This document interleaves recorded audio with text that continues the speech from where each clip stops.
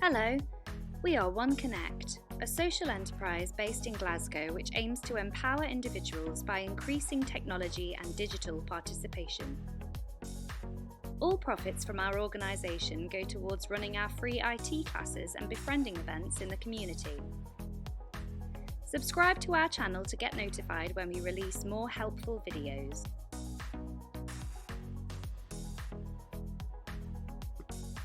In this video, you'll be learning about different types of hacking. This lesson is for beginners only. So, what is hacking? Hacking is the gaining of unauthorized access to data on a system or computer. Who is a hacker? Hackers are usually skilled computer programmers with a strong knowledge of computer security. Let's take a look at the different types of hackers. Ethical hacker, also called a white hat. An ethical hacker is someone who is employed by an organisation to gain access to their systems. This is done with a view to fix the identified weaknesses. Cracker, also called a black hat. A cracker gains unauthorised access to computer systems for malicious intent. While white hats work to help organisations and individuals secure their systems and networks, black hats work illegally without the owner's permission to uncover data such as credit card information for their personal gain. Grey hat.